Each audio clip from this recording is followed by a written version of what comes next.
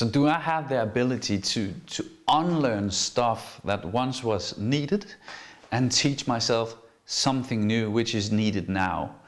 And why this to many people is a challenge is because we get attached. I was really cool at that. If you take it into private life, here's a typical example.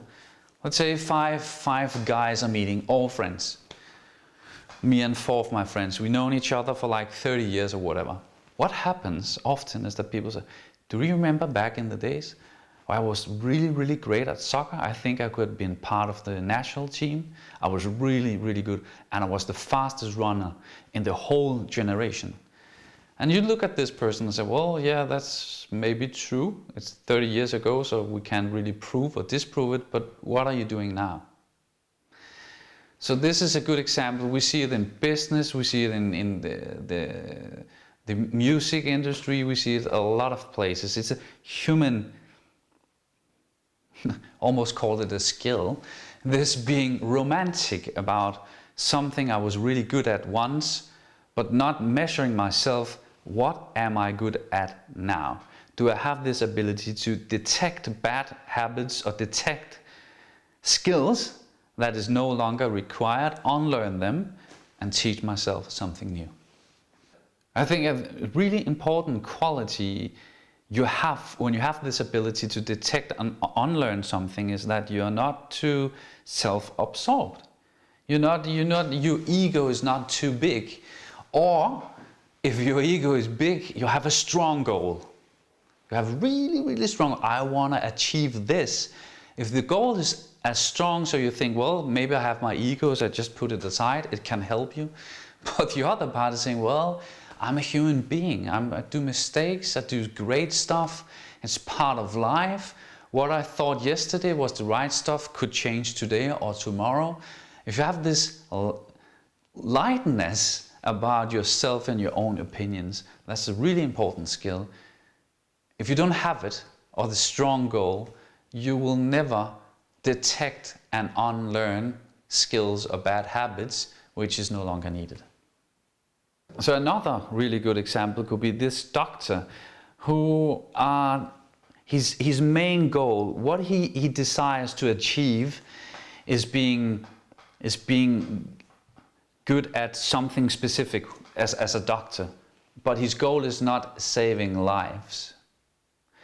So when he's attached to the skill, and maybe before we were operating with knives and now we do it with laser, because the goal is not saving lives, he will have resistance, he will, whatever, flip out when things are changing. And that's human. And maybe it's too a simple example, but it's really human.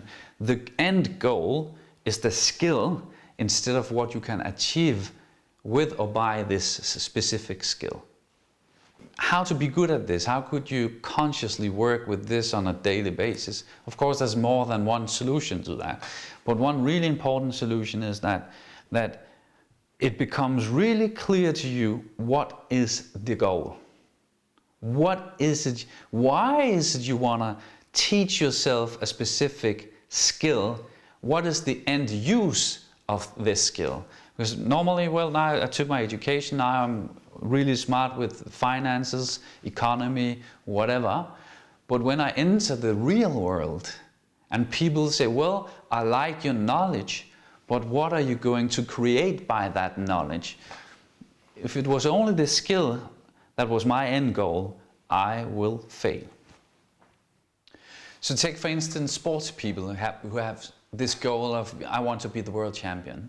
And what happens many times, not every time, but many times, is that people they win, they become the world champion, but they're disappointed because the imagination of emotions and how will it be when I achieve this goal of being the world champion was nothing like what expected.